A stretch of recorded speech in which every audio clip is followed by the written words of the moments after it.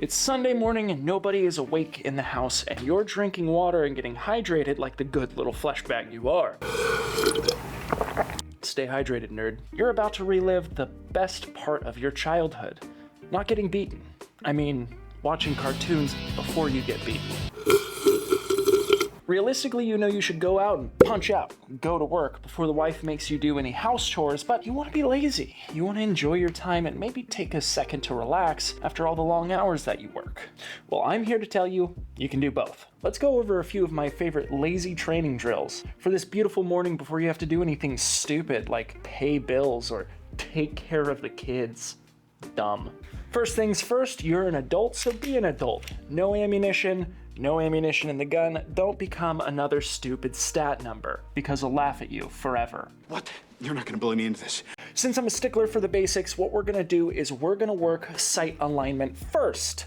Take the firearm of choice, whether it's a handgun or a rifle. I choose handgun because handgun for me requires more work. Go to a chambered position, lock eyes on Frieza during the battle, punch out, bring your sight to your eyes, and pull the shot. Reset and come back. It's really that simple. You want to go slow. Just go slow. You want to make it smooth. You want to make sure that that sight comes into your eye line every time, and you're not just punching up here and trying to fish around for the optic. You punch up, bring it to your eyes, and you don't want any extra movement. You don't want to have to come up and then come down. You don't want to have to come down and then come up. You want it to go straight into your eye line. This helps work a few things. One, your sight presentation most importantly, but two, learning the grip angle of your firearm. For example, Glocks have this weird hoo-ha going on where you're actually kind of pointing with your thumb rather than pointing with your forefinger. So depending on what firearm you're using, it'll help you understand how your hands present with the grip angle of that firearm. Just take it slow. Take it slow. Make it smooth, make it buttery, make it crisp, and make it sharp. That way the next time you go out to the gun gym training with your sweaty gun bros, they'll be super impressed with your split times. Trust me. Now, one of the key points that I like to focus on here is the hyperfixation.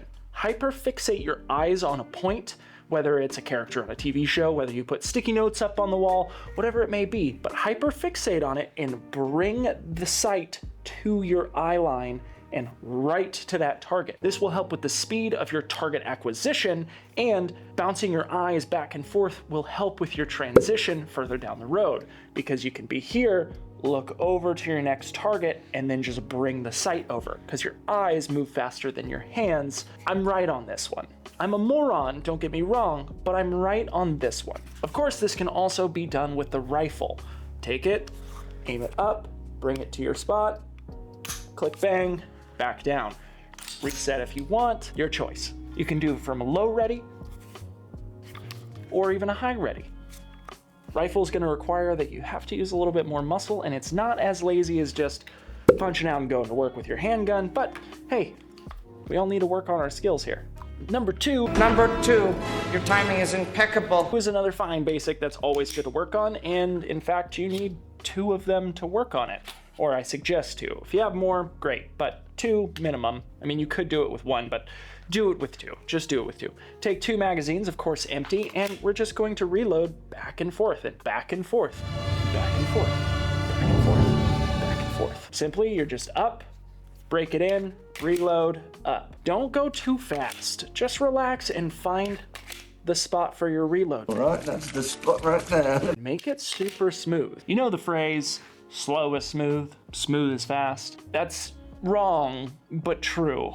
Let me explain. Good guess, but actually no. Slow doesn't necessarily mean smooth. Slow allows you to work it smoother, so you don't make as many mistakes. Going slow and taking it at like a Tai Chi kind of speed allows you to fine-tune those little points that you might be missing when you're trying to go as fast as possible. So taking it a little bit slower and fine-tuning how you grab the mag, how you insert, if you're going to insert it incorrectly, if you're going to take that split second to look at the magazine, not like this, but just like a little eye movement before you re-enter and represent, could make the difference of seconds, life or death, who knows? Not me. For me, I like to break it into my workspace a little bit before I bring it back out. To be fair, I'm also a proponent of looking at the magazine as it goes in. Now, I know there's internet experts all over the place, but here's my school of thought on this. When the gun runs out of ammunition, this gun is now worthless. Should you have the motor function to be able to do it without looking? Sure. So when the gun is out of ammunition, it is basically a paperweight, and the only thing that's going to make this not a paperweight is getting more ammunition into the gun, so that's kind of my primary purpose.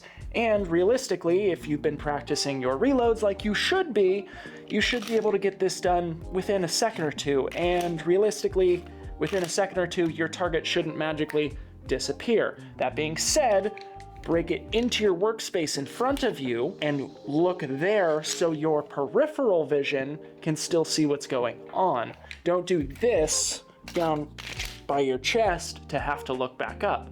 That's a waste of motion. That's too much movement. Just right here. Nice. Maybe you decide to pick up the pace because Goku's going Super Saiyan and you want to match his speed on the TV during a Frieza fight. Either way, if you want to go fast, you can. Gotta go fast! But I highly suggest just toning it back and working on that core fundamental. And of course, realistically, you can also work this with a rifle. We don't know the situation we're going to be practicing in, so just practice all of them. Practice from the shoulder, bring it up and in. That was a terrible reload. Break it into your workspace, and reload from there.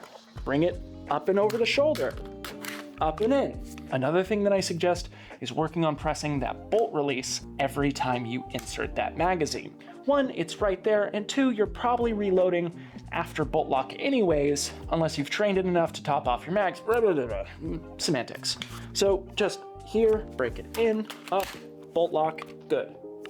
In, here, bolt lock, good. From the shoulder. So we've covered the more easy drills like the reload and the presentation, but now let's go over something that is a little bit more taxing and not as lazy. Let's go over the seated draw. So for this, yes, you'll need to put on your holster and just wrap your belt around your stomach. You don't have to get out of your pajamas. So from here, I've got my firearm ready, I'm relaxed, and the seated draw is something that isn't often practiced. One, you're probably not going to be able to do it at an indoor range, because let's face it, indoor ranges are the worst. You're probably not going to do it at your outdoor range because you want to work your 1R1s because they just feel so good, and you're not going to sit down because you want to do that cool operator stuff anyways.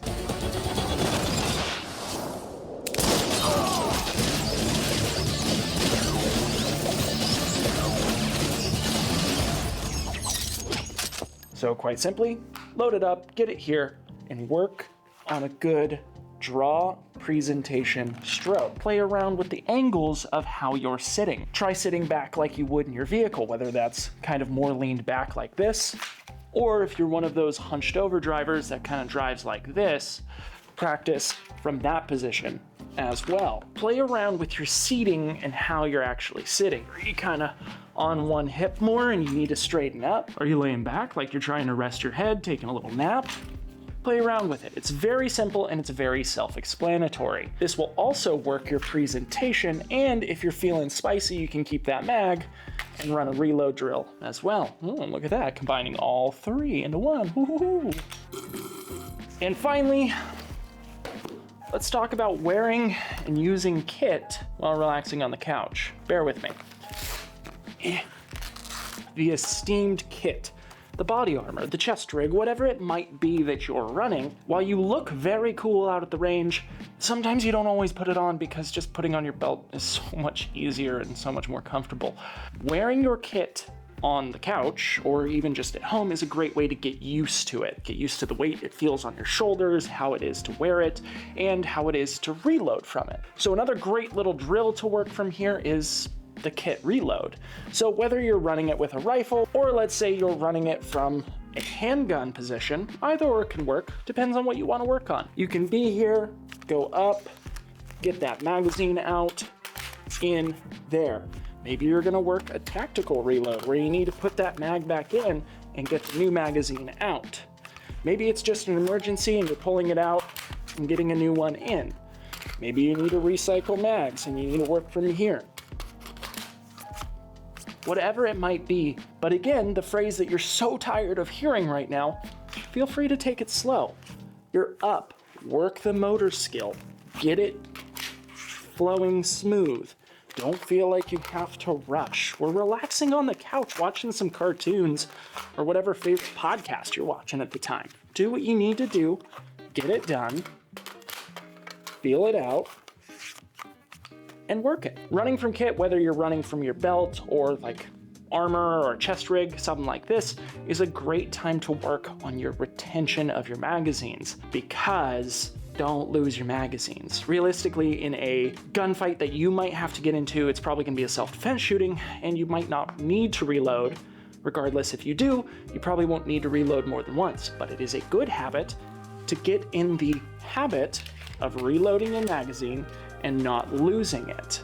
Because human beings can do this really cool thing, and it's called learning and situational learning. Because if you put yourself in high stress situations enough, you know what you can and can't do.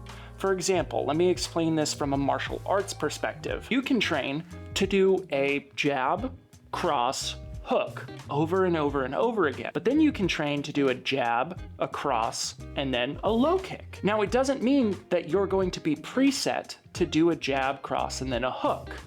Just like you're not going to be preset if you get into a pistol self-defense shooting to immediately retain your magazine and take that extra time. You still have a brain. And even though in a life or death situation when blood is pumping, you still can think. And you should be working on getting yourself into high stress scenarios and situations that force you to think while your adrenaline is going. So if you're ever in that situation, you can still cognitively think and go, okay, I just need to drop my mag and get going. But if for some reason you had to don your kit and you had to use it because let's say the communists are falling from the sky or pouring out of our major Democrat-run cities, you can work on that retention because you've trained both and you know the situation for both which are used. Now, don't get me wrong, I do understand the point people are getting at when they say, well, if you train that, then you're probably gonna do that. I get that. Maybe you should train both and train more so you're not stuck to one thing. Yes, that's a call out. Be better, do better, be better at what you do. And finally, I've got one last little special drill for you.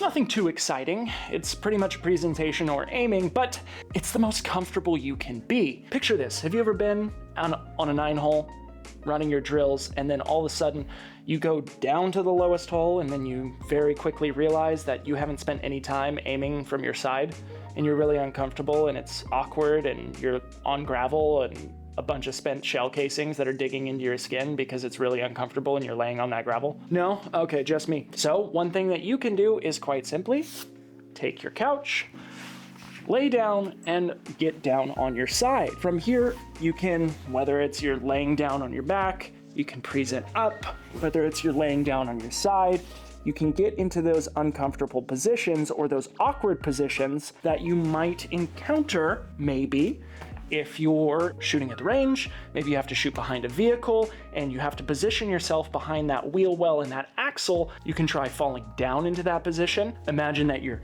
kneeling on the ground and then you have to go down and you can track your sights, come back up, again to the other side, go down, track your sights, stay with it, because you might be kneeling on the ground and you have to drop down to your side for whatever reason. We all know the dolphin dive meta and it works magnificently well.